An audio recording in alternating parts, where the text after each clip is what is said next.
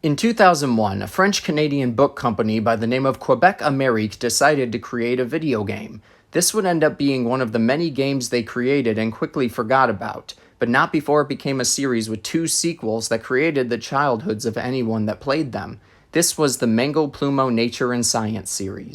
Now, the concept of a book company creating a video game may seem unusual, but due to the educational nature of the Mango Plumo series, it had a strange way of blending in with Quebec Amérique's other works.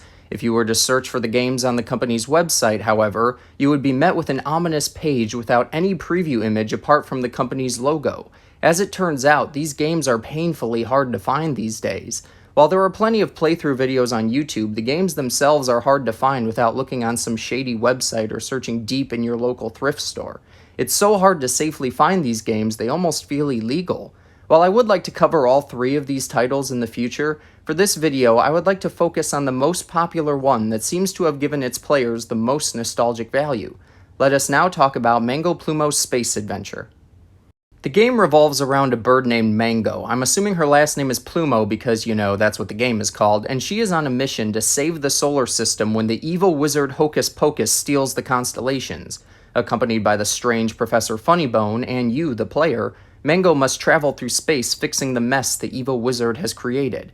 Also, the planets can talk. So can pretty much everything in this universe. I mean, Mango's a talking bird, I'm not sure what we expected. While it is cool to sit and chat with Jupiter, some of the planets can be downright terrifying. Enfin libre!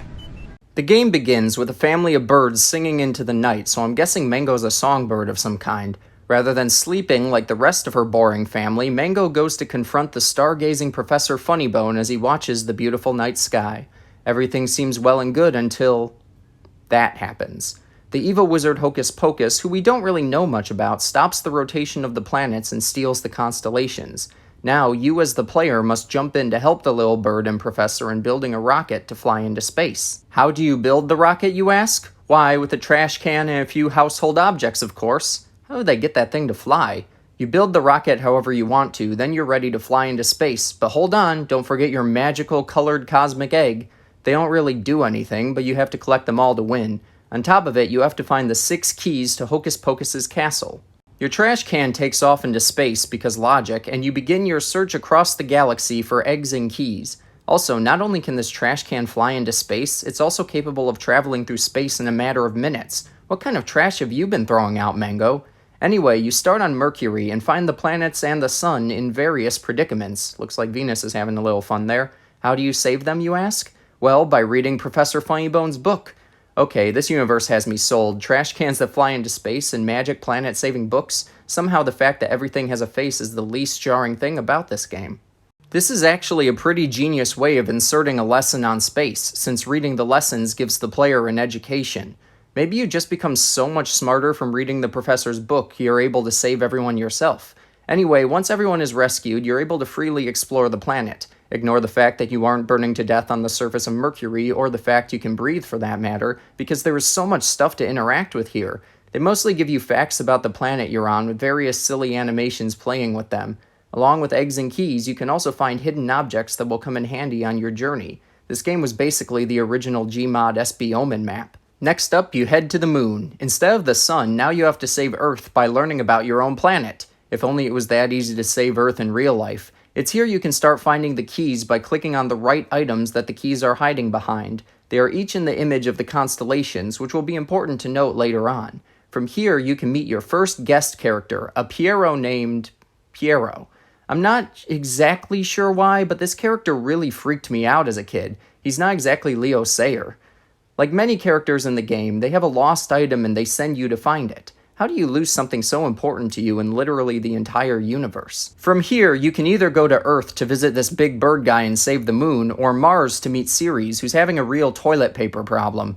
Once again, you can help the giant Cocoa Puff by reading the professor's book. From there, you can go to Ceres and do much of the same with Jupiter.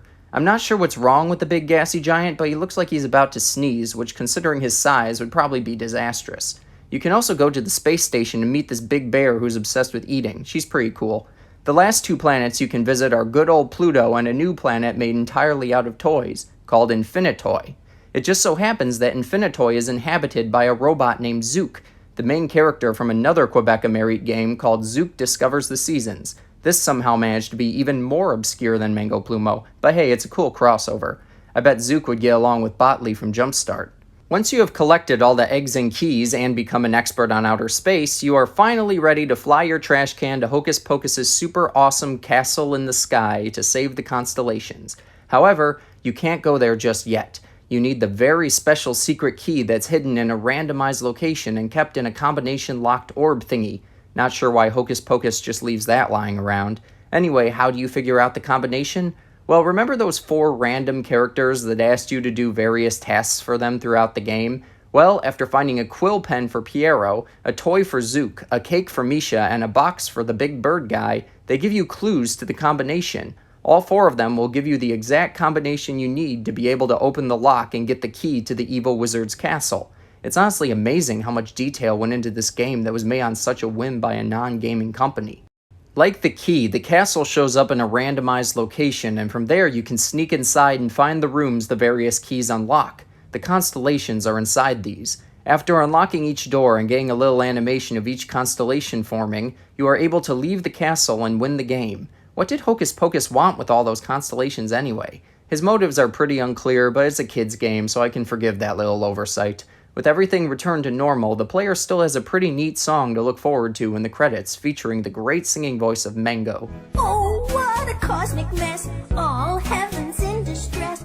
And that was Mango Plumo's Space Adventure, which still remains one of my personal favorite edutainment games to ever come out. It manages to use characters that are colorful and lively enough to keep a child interested, while still making the concept of learning about space fun. This game helped me a lot, since when we got to learning about space in school, I already knew practically everything thanks to this little adventure.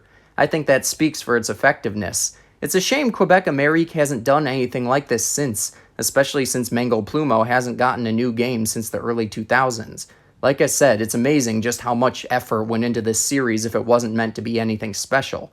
With the animation, all the mini-games, the voice acting, and even original music, it's clear so much time and effort went into making this. Maybe one day we'll see a new Mango Plumo game come out, but until that day comes, this franchise will remain an amazing but obscure memory only in the minds of those who grew up with it. Thank you for watching. I will see you in the next memory.